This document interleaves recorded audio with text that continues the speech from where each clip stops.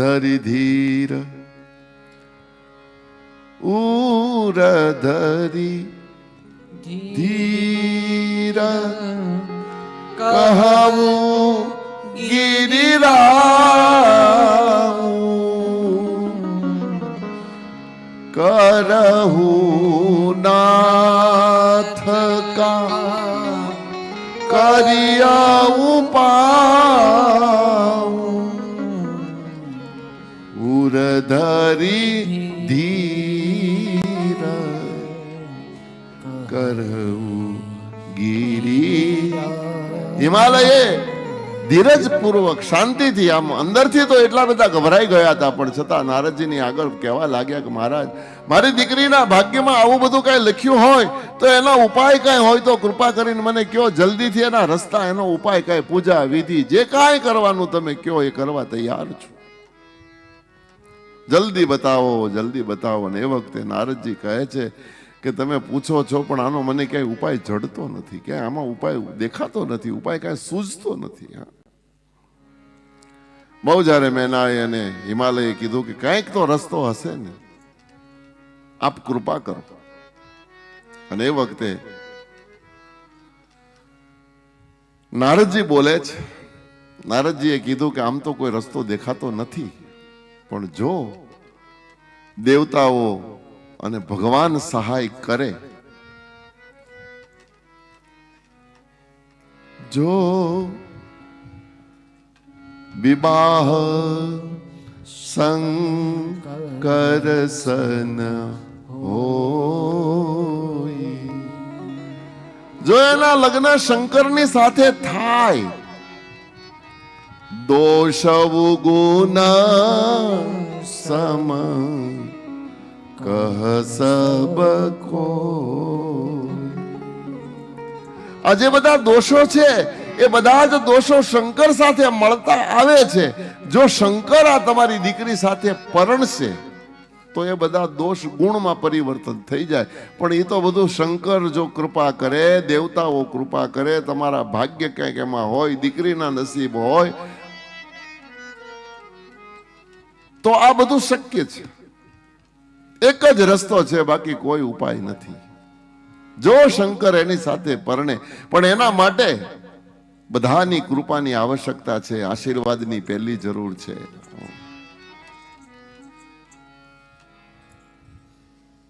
કારણ કે સમરથ કહું નહીં દોષ ગોસાઈ, તુલસી લખે છે, સમરથ કહું નહીં દોષ ગોસાઈ.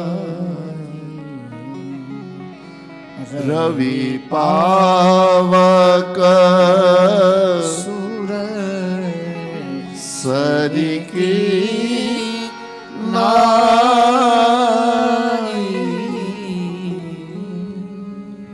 રવિ પાવક સુર સરીકી નાઈ. સમરથને દોષ લાગતો નથી. મહાદેવમાં આ બધા ગુણ મહાદેવના છે, પણ એ સગુણ કહેવાય છે, સદગુણ કહેવાય, કારણ કે ભગવાન પાસે છે. એ જ વસ્તુ જો સામાન્ય માણસ પાસે હોય તો એ બધા દુર્ગુણ છે. તમારી દીકરીના નસીબમાં લખ્યો છે દુર્ગુણી, પણ જો સગુણ સાકાર ભગવાન રુદ્ર મહાદેવ જો એને સ્વીકારે તો તમારી દીકરીના ભાગ્ય ઉઘડી જાય.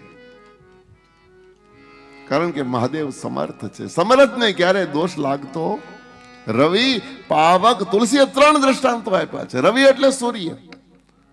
સૂર્યનારાયણ આગનો ગોળો છે, જગતને બાળે છે, પણ છતાં ઈ જ તારે છે, ઈ જ જીવાડે છે, ઈ જ જીવન છે, ઈ બ્રહ્મ છે, ઈ પરમાત્મા છે. રવિ પાવક અગ્નિ, અગ્નિનું કામ બાળવાનું જ છે, પણ એ જ અગ્નિ મને તમને પાળે છે, પોષે છે. અગ્નિ છે તો આપણે જીવી શકીએ છીએ, અગ્નિ છે તો આપણે રસોઈ રાંધી શકીએ છીએ. અગ્નિ ન હોય તો છે દોષી, એનું કામ બાળવાનું છે.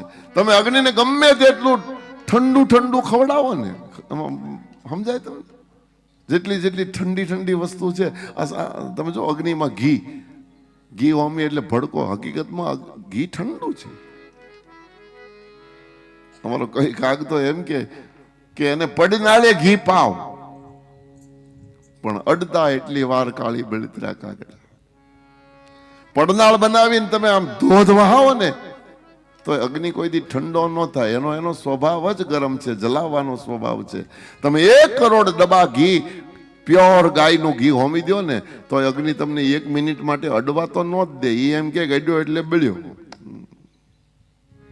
લાખ ચંદન હોમ્યા કરો, પડનાળે ઘી પાવ, પણ અડતા એટલી વાર ત્યાં તો કાળી બળતરા કાગડા. હે ચંદન કેટલા ઠંડા શીતળ.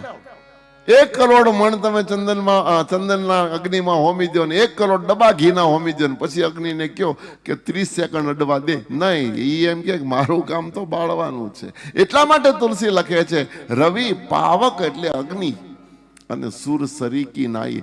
સુરસરી એટલે ગંગા. ગંગાજીનું એક નામ છે સુરસરી. સુર એટલે દેવતાઓ, દેવતાઈ નદી એટલે ગંગા.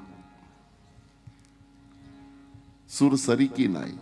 ગંગા જેવું આ સંસારમાં કોઈ પવિત્ર નહીં. ગંગા ત્યાં તમે ગંગા કાંઠે જાઓ તો કોઈ સવાલ જ નથી. પણ ત્યાંથી એક લોટી ભરીને તમારી ઘેર લઈ આવો તો એ ગંગા જ છે. એ ગંગાને એમાંય જો એક ટીપું આચમન પણ જો જીવને જડી જાય તો હેતલ કડકો હાડરો. નીર ગંગામાં જો જાય તો એની 71 પેઢીમાંય કોઈ ભૂત ન હરજે ભાગીરથી. આ ગંગાનું મહાત્મ્ય છે.